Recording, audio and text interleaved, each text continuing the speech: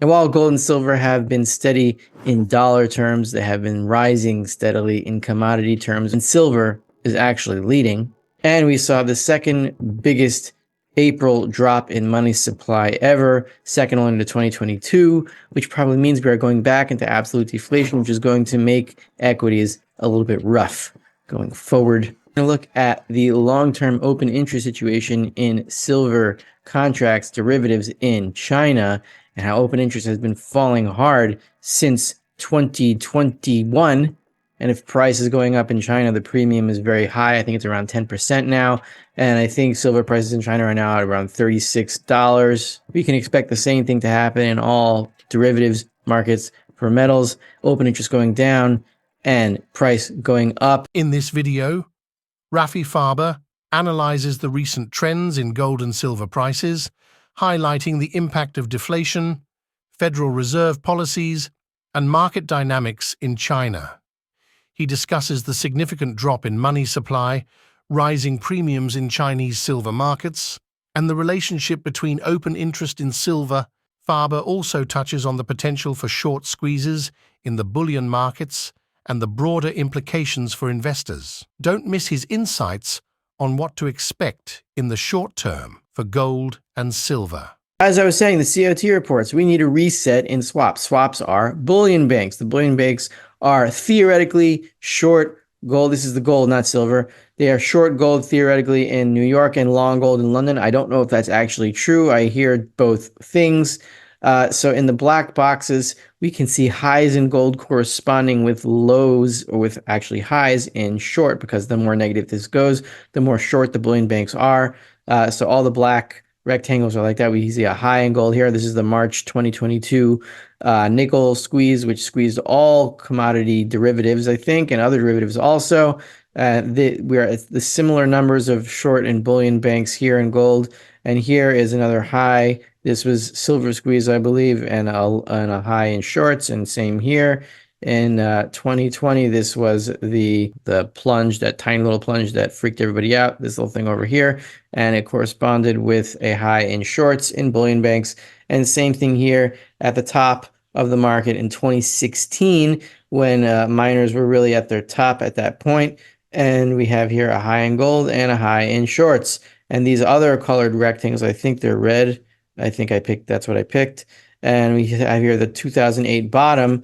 We have a low in shorts here, and same thing here. They're actually long, these swaps. The bullion banks were long here, and that was the 2015 bottom in the gold market. And here we had a net long in swaps here, and the local low in gold, and here same thing. So what I'm saying is we need a reset in these numbers, and things could get a little bit bearish in the very short term, maybe a few weeks, maybe a month. Or we might just trade sideways, or we could have a short squeeze. It's possible, and it's going to happen at some point. I don't think it's going to happen this time, but it's going to happen eventually, and you don't want to be out of the market when it does. Same thing here in managed money. This is basically the inverse of that chart. So who takes the other side of the swaps? It's the managed money. That's the hedge funds. And you can see they dip into short territory. You have a low in gold, and when they're high in longs, then you have a top. So it's probably going to be the same thing. This time we have a high here and a local high in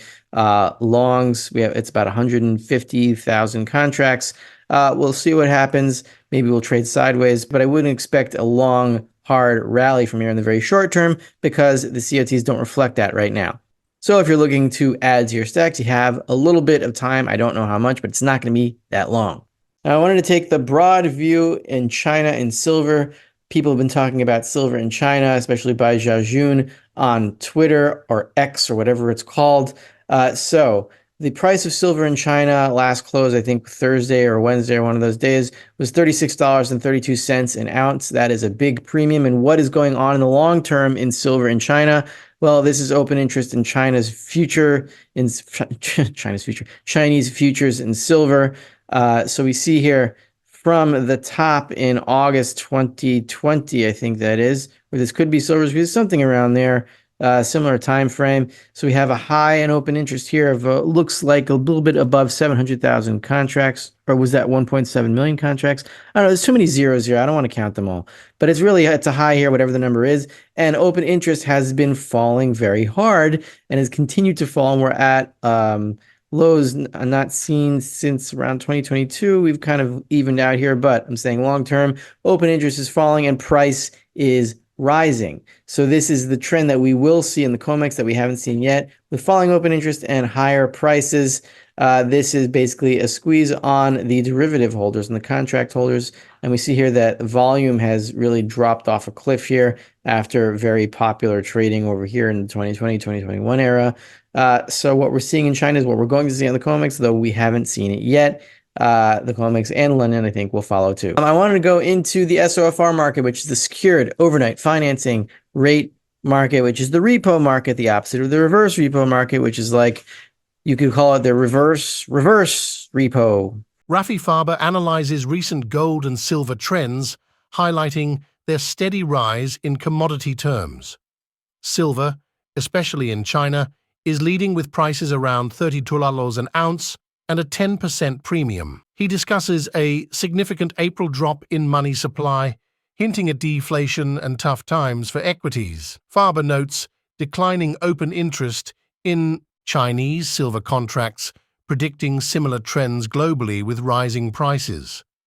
Despite recent drops to $31 an ounce due to market caution and potential Federal Reserve rate hikes, industrial demand, particularly from China's solar panel production, drives silver to 12-year highs at $32 an ounce. He forecasts potential short squeezes in gold and silver, emphasizing staying invested amidst short-term volatility with a bullish long-term outlook for silver.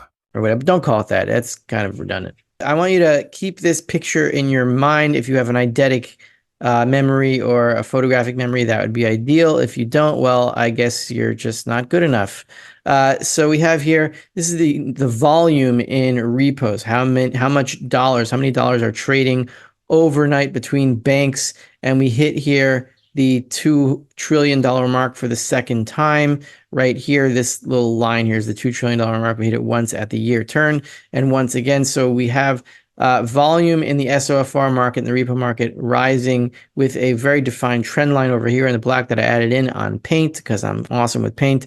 And we saw here the apocalypse happen at a local high over here when the repo market went to 10%. Overnight interest rate was at 10%, and then the Fed had to intervene into the repo market. That was here after a trend higher from 2018 until September 2019. So we're seeing the same trend over here. When is it going to break? Don't know, but with the balance sheet continuing to shrink and the dollar volumes continuing to grow, that's opposite. And when two trains are headed in the opposite direction on a train track, as we learned in math, they crash at some point, and then distance equals rate times time, and you have to know all the variables, but none of us do.